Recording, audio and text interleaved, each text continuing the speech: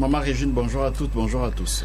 Voilà, Père, on va continuer à parler de dons de l'Esprit Saint. Les dons de l'Esprit, le 6e, donc l'avant-dernier, le don de piété. Nous allons en parler tout à l'heure, après l'invocation, de celui qui est source de ces dons, c'est-à-dire l'Esprit Saint.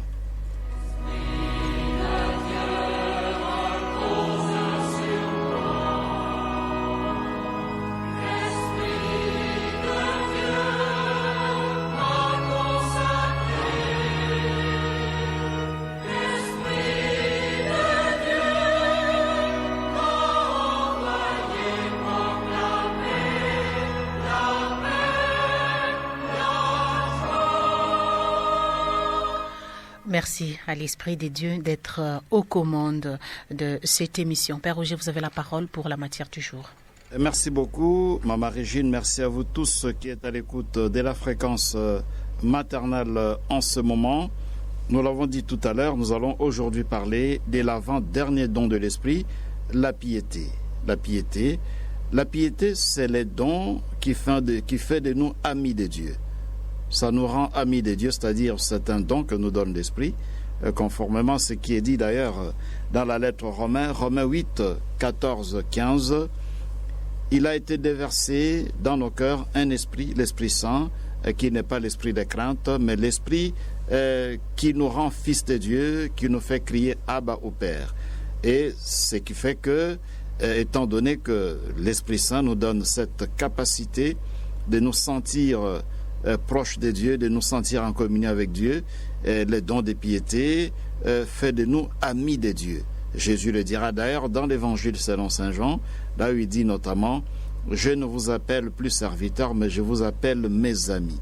C'est-à-dire nous sommes amis du Seigneur, amis de Dieu, grâce à l'Esprit Saint qui a été déversé dans nos cœurs, Romains 8, des 14 jusqu'à 15. L'Esprit Saint est donc l'esprit de piété. Le don de piété, c'est un don qui nous permet de vivre en paix avec Dieu. Ça nous permet de rechercher Dieu. C'est différent de la sagesse. La sagesse cherche plutôt à regarder les choses avec les yeux de Dieu, à poser sur les choses, sur les humains, sur le monde, le regard de Dieu. Ça, c'est la sagesse. Mais au fond, il y a d'abord la piété. La sagesse ne peut fonctionner que s'il y a la piété. Pour pouvoir poser sur les autres le regard de Dieu, regarder tout ce qui nous entoure avec les yeux de Dieu, il faut qu'il y ait la piété, ce don qui nous établit dans un rapport étroit avec Dieu, ce don qui fait de nous amis de Dieu. Alors ce don est un don merveilleux, la piété, parce que c'est le don qui nous pousse d'ailleurs à la prière. Ceux qui ont ce don-là, ceux qui nous tous nous l'avons bien sûr, ceux qui ont pu exploiter cela sont des gens qui aiment la prière, mais qui ne se limitent pas à prier. Leur prière a aussi un impact dans leur environnement immédiat, c'est-à-dire un impact dans leurs relations au niveau social. Alors les dons de piété, c'est lui qui l'a. D'abord sur le plan spirituel, ça les pousse à la prière, notamment à la prière comme louange et l'adoration. La louange et l'adoration sont des formes de prière que nous inspire le don de piété. Celui qui a la piété, il est ami de Dieu, il aime Dieu, il veut entretenir une communion particulière et profonde avec Dieu, eh bien, il va absolument aimer la prière de louange et la prière d'adoration. Parce que dans la louange, qu'est-ce qu'on dit? Dans la louange, on bénit le Seigneur pour ce qu'il est, pour le bien qu'il fait dans nos vies, pour tout ce qu'il a fait pour nous, pour tout ce qu'il fait dans le monde. C'est ça la louange, le louer pour ses bienfaits. Et dans l'adoration, on veut proclamer, on veut le reconnaître comme étant le Créateur, tandis que nous sommes des créatures. Donc ce sont deux formes de prière, la louange et l'adoration, qui sont très typiques de ceux qui vivent en profondeur les dons de piété. Et dans notre société aujourd'hui, nous avons besoin de ces dons parce que souvent la prière se transforme si vite en supplication, prière de demande parce qu'on veut obtenir ceci ou cela, et surtout des demandes d'ordre social, d'ordre matériel. Mais celui qui exploite les dons de piété, eh bien, il recherche le Seigneur. Non pour ses propres besoins matériels, mais il cherche le Seigneur parce qu'il a besoin de lui. Alors voilà pourquoi il fait de ces moments de prière des moments de louange et d'adoration. Il ne s'intéresse plus tellement aux prières de demande qui valent aussi. Ça vaut la peine parfois de formuler des prières de demande, mais à travers le don de piété, on passe plus le temps à louer et à adorer le Seigneur pour ce qu'il est, pour ce qu'il fait, pour son amour infini qu'il a déversé dans nos vies. Ça, c'est du moins du point de vue spirituel. Mais le don de piété a aussi un impact profond au niveau social.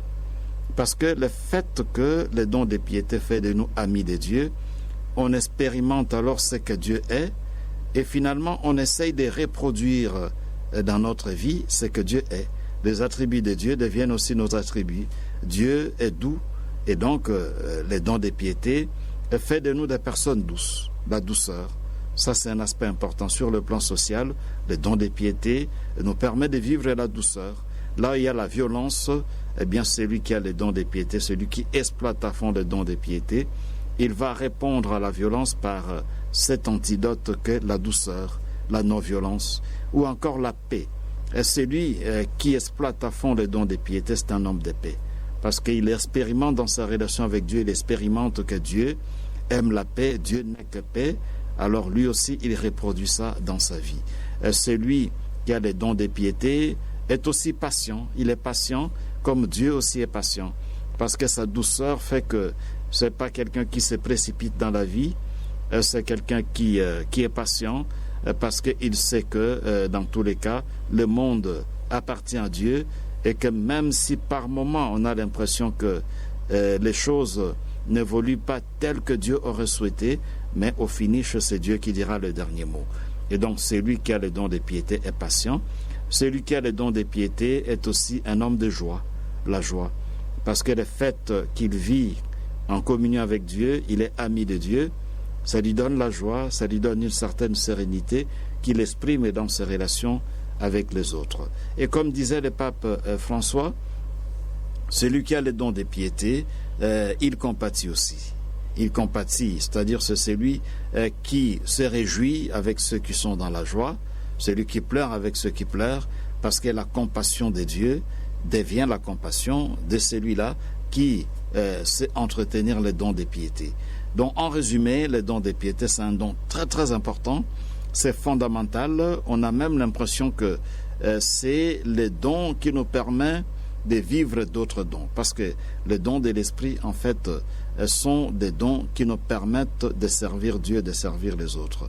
Or, on ne peut pas servir Dieu et servir les autres si d'abord il n'y a pas une relation particulière entre nous et Dieu.